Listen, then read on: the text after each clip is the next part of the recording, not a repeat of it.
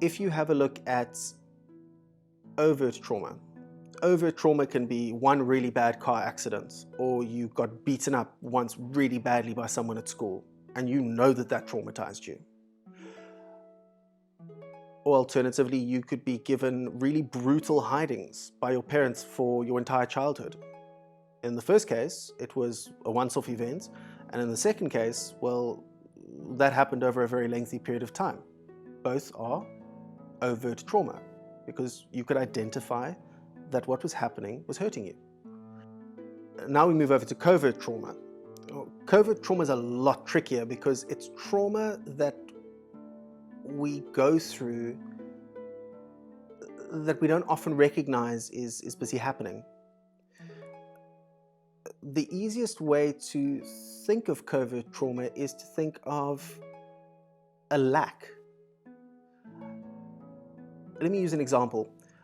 If you were to think of what the ideal childhood would be, sort of a loving set of parents who support you and look after you and are present, and there is no need for anything and everything just goes according to this picture-perfect plan, great, that's on the one hand. Then on the other hand, we look at what really happened in your life. Well, maybe dad worked way too much and was never at home. Maybe mom was emotionally unavailable. Maybe the way that you were punished was just completely unnecessary, but your parents could justify it.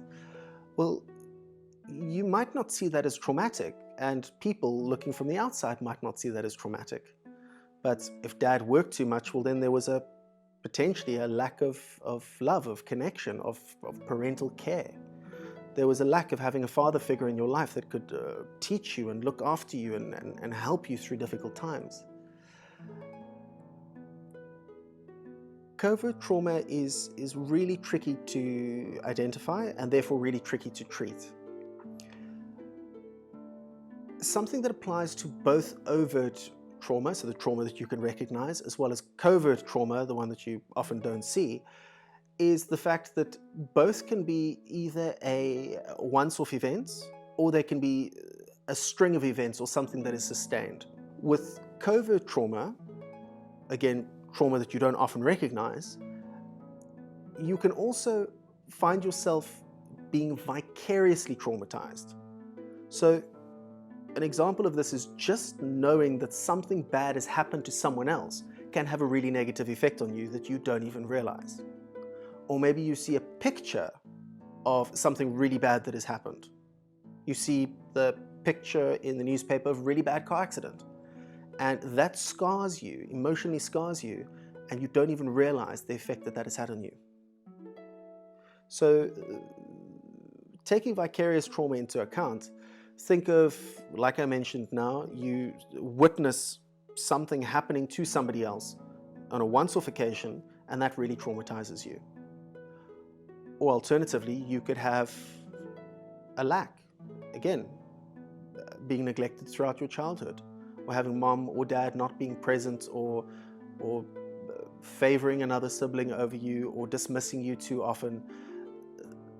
That can happen for a very sustained period of time and can have really negative effects. All right, so to recap, overt trauma you can recognize, and it's generally quite obvious. Covert trauma is often a lack, and it's often something which can take you by surprise because you don't realize that it has happened or that it has affected you negatively. Both overt and covert trauma can be either from a once-off event happening, or it can be from a series of events that have happened for a sustained period of time.